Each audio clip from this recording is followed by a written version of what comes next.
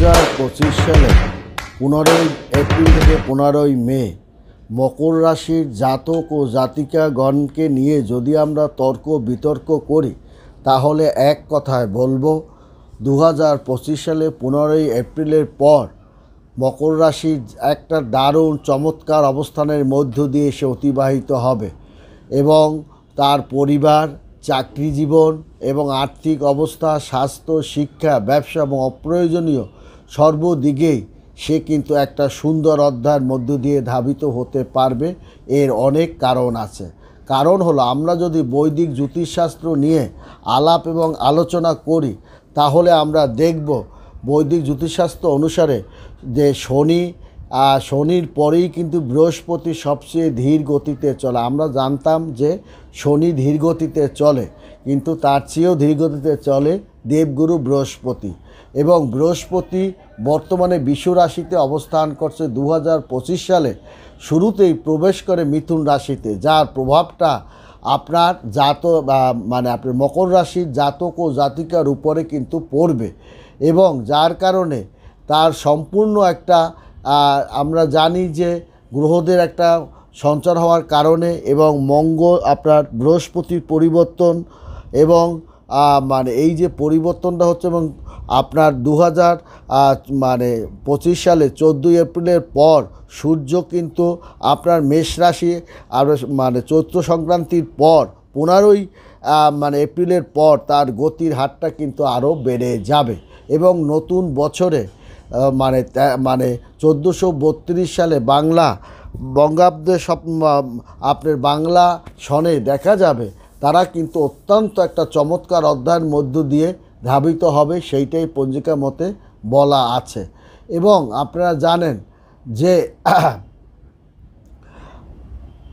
মকর রাশির জাতক ও জাতিকাগণ তারা কিন্তু আপনার কোন কোন দিকে তারা ভালো করবে এই জায়গাটা নিয়ে আমরা কথা বলছি। 29শে মার্চ শনি মীন রাশি তৃতীয় ঘরে প্রবেশ করে কর্মক্ষেত্রে আপনাকে নতুন একটা চমকপ্রদ অধ্যায়ের দিকে ধাবিত করবে এবং আরও দারুণ উন্নতির দিকে সে কিন্তু ধাবিত করবে।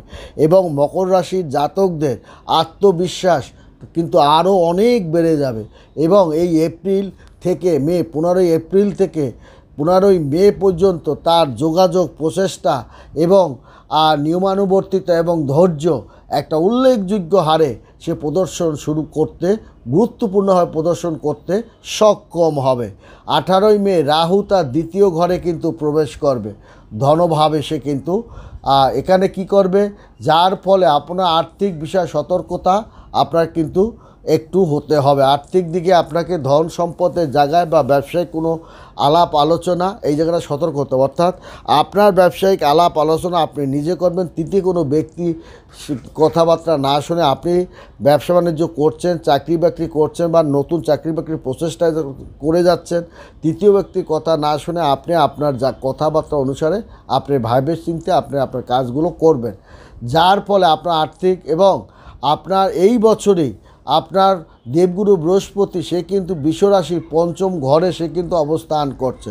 তার মানে আপনার সন্তানদের অগ্রগতি যেটা আবার বাড়বে, নতুন সন্তান আগমন হওয়া বা বিয়ে শাদী সন্তানদের হওয়া, ভালো জায়গায় মনের মতো জায়গায় বিয়ে শাদী হওয়া, এইগুলো কিন্তু আপনাকে পঞ্চম ঘরে অবস্থান কিন্তু করবে।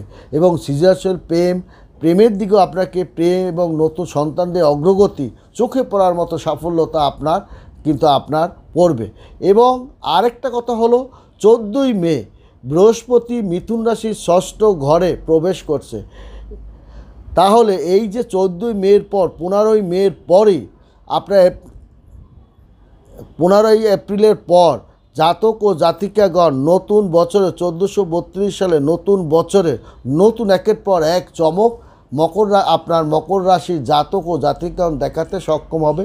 সে সক্ষমটা হবে দ্রুত গতিতে তার কার্যক্রমটা শেষ করতে পারবে, অংশীদারিত্বে একটা দারুণ পরিবর্তন হতে পারবে এবং যারা চালাকি করতো সেই চালাকি লোকজন তাকে সে ধরতে পারবে এবং গোপন শত্রু সে তার আয়ত্তে আনতে পারবে। এবং মকর রাশির জাতক ও জাতিকাগণের দীর্ঘদিন পর তার কিন্তু স্বামী স্ত্রীর যে মতপার্থক্য বা বিবাদ চলছিল সেটাও সমাধান হতে চলবে এবং ইচ্ছাশক্তি পূর্ণ হবে এবং আপনার মনের মানুষকে আপনি আপনার সঙ্গে সাক্ষাৎ হবে এবং আপনাদের সঙ্গে একটা সুসম্পর্কতা বজায়ও রাখতে সক্ষম হবেন। চাকরি জীবনে 2025 সালে আপনার এই 15ই মের পর তার কিন্তু যেমন পদোন্নতির যোগ আছে, তার চেয়ারের পরিবর্তন আছে, ভালো জায়গায় মনের মতো জায়গায় ট্রান্সফার হয়ে যাওয়া, বা যারা চাকরি বাকরির জন্য প্রচেষ্টা করছেন, পরীক্ষাপাতি দিয়েছেন, তারাও কিন্তু ভালো ফলটা করবে। এবং পরীক্ষাপাতি যারা জীবনের প্রথম পরীক্ষাপাতি যারা দিয়েছেন তারা পাশ করে যাবেন এবং ভালোভাবে পাশ করবেন, ভালো জায়গায় আপনারা ভর্তিও হতে পারবেন। নতুন চাকরির চেষ্টা সেটাও কিন্তু আপনি সফলতা করতে পারবেন, কারণ আপনি অনেক দিন ধরে নতুন চাকরি বাকরির জন্য প্রচেষ্টা, আপনি যদি সরকারি চাকরিও পান অস্বাভাবিক কিছু নয়।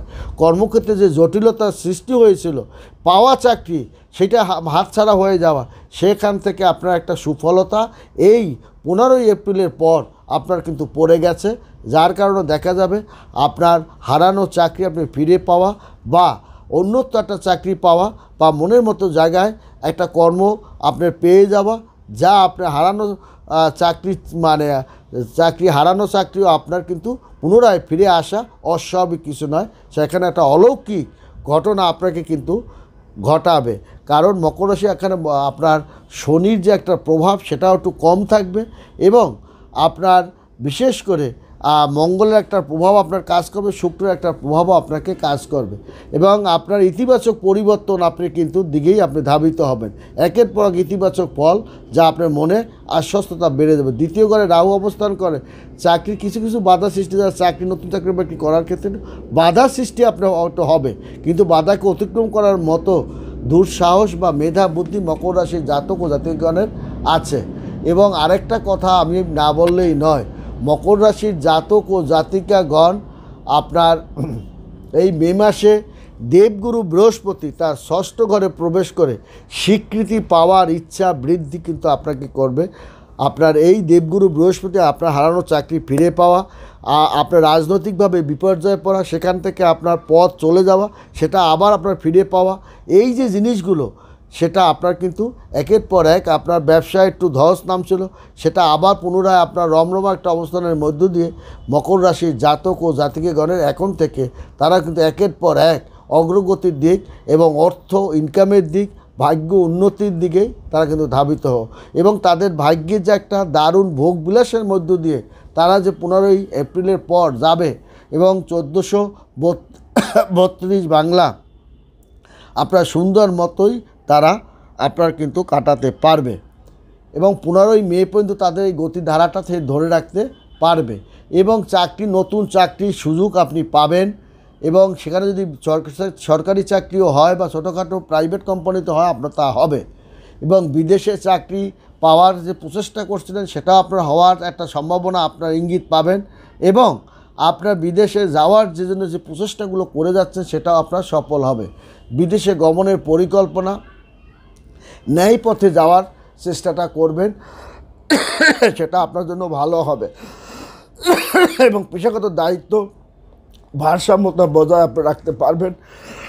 শৃঙ্খলাবদ্ধতা মনোভাব প্রদর্শনও করতে মকর রাশির জাতক ও জাতিকাগণ, আর্থিক দিকে মকর রাশির জাতক ও জাতিকাগণ একটু যে চ্যালেঞ্জের মুখে পড়বে না সে কথা নয়, একটু যে আপনার গোপন শত্রুতার মধ্যে পড়বে না সে কথা নয়, নিকট আত্মীয় শত্রুতার মুখেও তারা পড়তে পারে, সেটা তারা ওয়েলকাম করতে পারবে।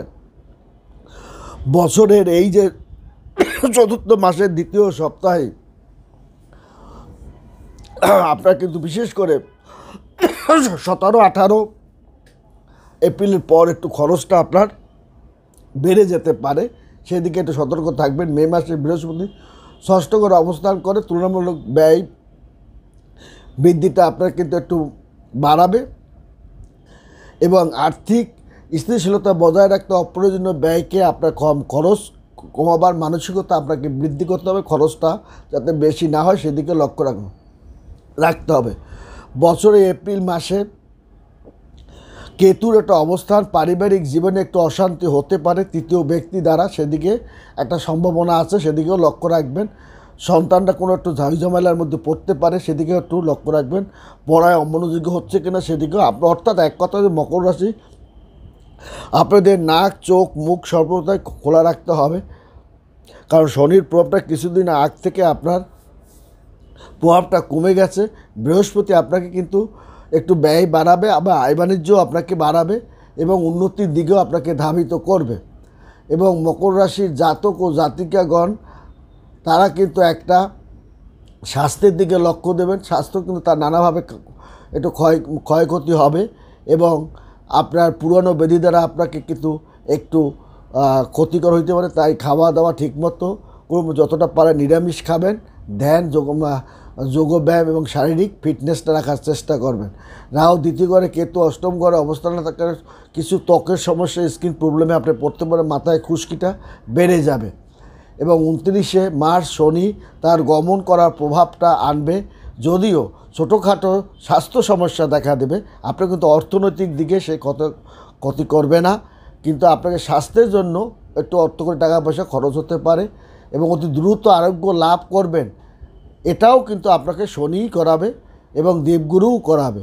এবং আপনার 2025 সালে আপনার এই বিশেষ করে আপনার 17-18 এপ্রিলের পর আপনার আবার চাঙ্গা দিয়ে আপনার ব্যবসা বাণিজ্য সুন্দর মতো আরও একটা নতুন অধ্যায়ের দিকে ধাবিত করতে পারবেন। এবং 2025 সালে 15 এপ্রিলের পর মকর রাশি তার একের পর এক সাফল্যতা, নতুন নতুন চমক দেখাতে পারবে। মকর রাশি 2025 সালে তার স্থিরভাবে উন্নতি করার সময়। এই এখন বর্তমান সময়টা কিছু করার সময়, উন্নতি করার সময় এবং আপনার উপযুক্ত সময়। এবং তৃতীয় ঘরে রাহু অবস্থান করার কারণে আপনার কিন্তু আত্মমিত্র শত্রু দ্বারা আপনাকে একটু ক্ষতিসাধন হইতে হবে, অহেতু খরচপাতি বৃদ্ধি হবে, এদিকে আপনি রাখতে হবে। এবং একটি কৌশলগত পরিকল্পনা এবং গ্রহণ এবং দীর্ঘ মেয়াদি লক্ষ্য নিয়ে যে এগোচ্ছিলেন, যে পরিকল্পনা করছে, সেটাও আপনার বাস্তবায়ন হতে চলছে। এবং মনোযোগী হওয়া, দৃঢ় মনোবল বজায় রাখুন। আপনার মনোবল আপনার মকর রাশির জাতক ও জাতিকাদের আত্মবিশ্বাস ও মনোবল জন্যই তারা কিন্তু টিকে থাকে। অতএব এটা তার বৃদ্ধি পাবে এবং তাকে দমানো যাবে না। মকর রাশিকে তারা ঠিক তাদের চ্যালেঞ্জের মোকাবিলায় জয়লাভ করবে। উন্নতি, অর্থনৈতিক উন্নতি, ব্যবসা বাণিজ্য, ছোটোখাটো ব্যবসা বাণিজ্য এবং তাদের চাকরির প্রচেষ্টা তারা সফল হবে।